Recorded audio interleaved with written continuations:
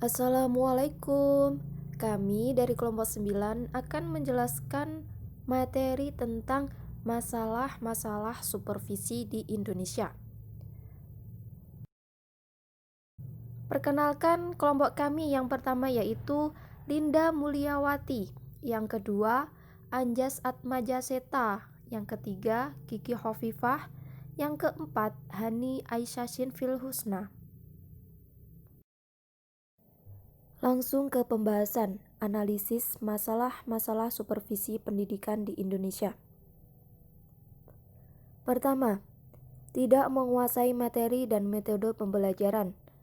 Yang kedua, rendahnya kedisiplinan. Yang ketiga, miskin karya. Yang keempat, tidak memanfaatkan sumber pengetahuan dan informasi. Yang kelima, kurangnya kemampuan beradaptasi. Yang keenam, egoisme guru senior. Yang ketujuh, sulitnya diajak diskusi dan acara ilmiah lainnya. Yang kedelapan, kurangnya kewibawaan. Yang kesembilan, menggunakan pendekatan kekerasan. Guru sangatlah berperan penting dalam pendidikan. Ewei mengatakan bahwa mengajar bukan hanya menyangkut bahan, tetapi juga menyangkut banyak proses. Hal yang penting adalah mengontrol bahwa para guru melaksanakan tugas profesional pengajaran tetap pada standar yang ditentukan dan kualitas kerjanya memenuhi standar. Tujuan utama supervisi adalah membangkitkan potensi guru sebagai aktor utama pendidikan. Guru didorong menjadi sosok yang kreatif, progresif, produktif, dan akuntabel. Namun, tidak mudah mengajak guru ke arah cita-cita ideal ini. Banyak masalah yang dialami oleh guru sehingga menjadi pasif dalam mengembangkan pengetahuan dan tidak kreatif melahirkan karya, baik sosial maupun intelektual. Masalah-masalah yang dialami oleh guru inilah yang membuat sentuhan tangan dingin supervisor secara efektif dan profesional. Tidak menguasai materi dan metode pembelajaran. Mayoritas guru di negeri ini tidak mengikuti perkembangan zaman, sehingga mereka tidak menguasai perkembangan mutakhir tentang materi dan metodologi pembelajaran yang sudah mengalami perubahan dan perkembangan yang dinamis. Dalam menghadapi realitas ini, supervisor harus mengedepankan keteladanan, percakapan aktif, saling mengunjungi satu guru dengan yang lainnya, saling berbagi pengalaman, dan mendorong mereka untuk mengikuti pendidikan atau penambahan ilmu yang berhubungan dengan bidang masing-masing. Selain itu, supervisor harus sering mengadakan workshop, penataran dan tindak lanjut yang konkret atas kegiatan yang pernah dilakukan sehingga pencapaian indikatornya jelas. Oleh sebab itu, dibutuhkan motivasi secara terus-menerus kepada guru-guru agar meningkatkan kemampuan intelektualitas supaya tidak ketinggalan zaman. Sudah seharusnya guru ada di garda paling depan pada perubahan zaman, karena guru harus memberikan informasi yang memadai kepada siswa-siswinya.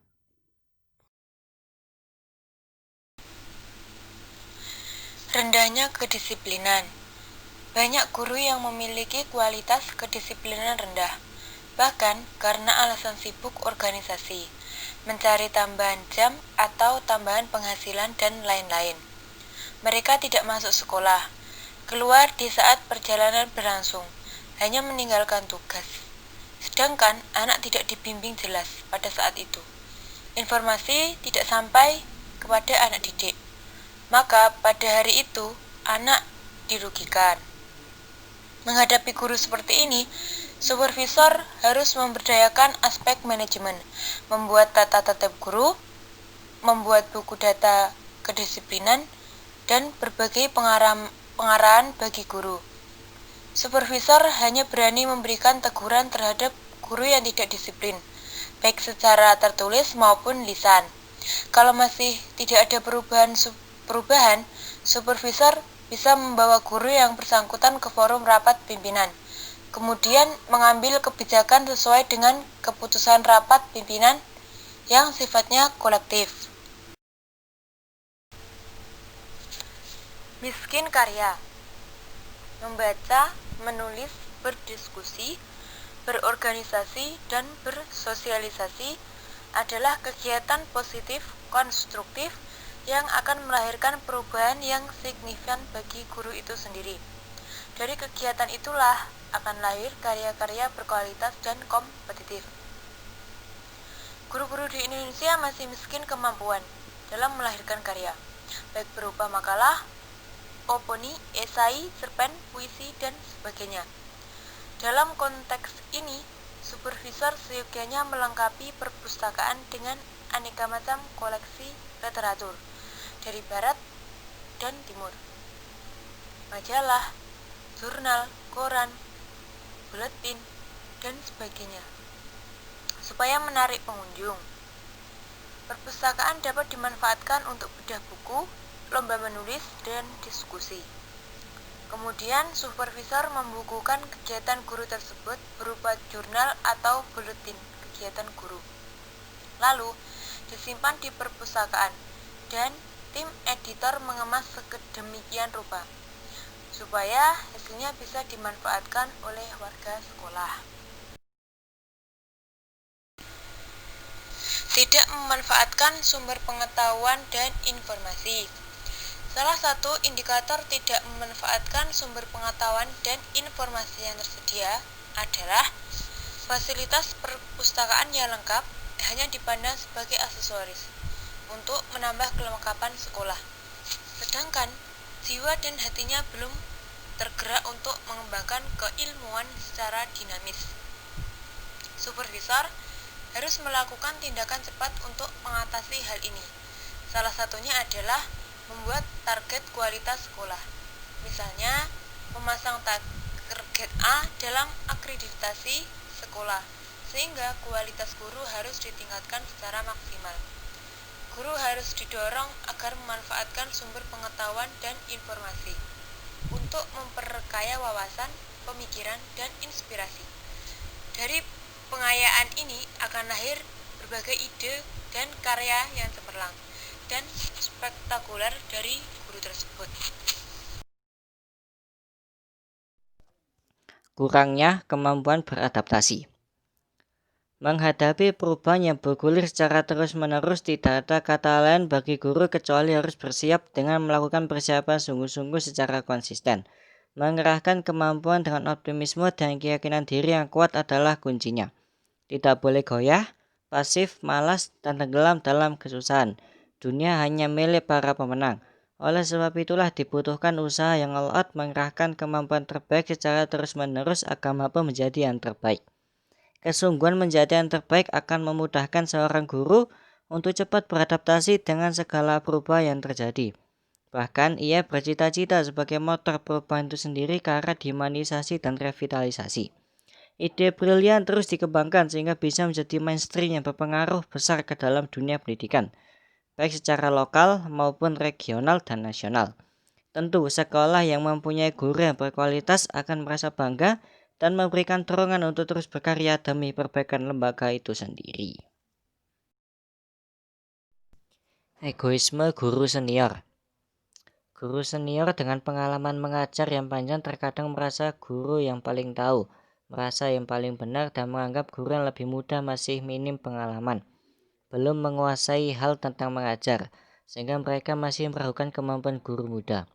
Ketika mereka membimbing atau mengkritisi, mereka selalu ingin diterima secara total, tidak mau diberi masukan hal yang baru. Mereka cenderung sulit untuk diajak mengikuti kemajuan teknologi, sulit menerima ide progresif dan dinamis dari orang lain, khususnya dari guru muda karena dianggap kurang berpengalaman. Dalam menghadapi ini, supervisor harus melakukan pendekatan persuasif, gradual, dan psikologis atau sering melakukan silaturahim untuk berkonsultasi. Kegiatan ini dapat dijadikan salah satu pendekatan efektif dalam menghadapi guru senior. Selain itu, forum rapat biasa juga dijadikan forum untuk mempersatukan ide dan aspirasi yang datang dari guru senior dan guru junior, dengan syarat mereka sama-sama terbuka untuk menyampaikan idenya. Sulitnya diajak diskusi dan acara ilmiah lainnya. Pada kenyataannya, guru senior banyak yang merasa enggan untuk mengikuti acara ilmiah. Tidak jarang menyerahkan kepada guru yang lebih muda dengan alasan yang tidak masuk akal. Supervisor harus terus mendorong guru untuk aktif mengikuti acara ini. Diusahakan waktu penyelenggaraannya tepat, Tempatnya menarik dan acara dikemas supaya tidak menegangkan. Acara juga dapat diselingi dengan acara yang menyenangkan. Bagi yang aktif diberikan reward yang setimpal sehingga dapat memacu guru aktif dalam acara. Topik yang diangkat juga harus menarik sesuai dengan kebutuhan. Selain itu, administrasinya harus tetap tertata dengan rapi. Kurangnya kewibawaan.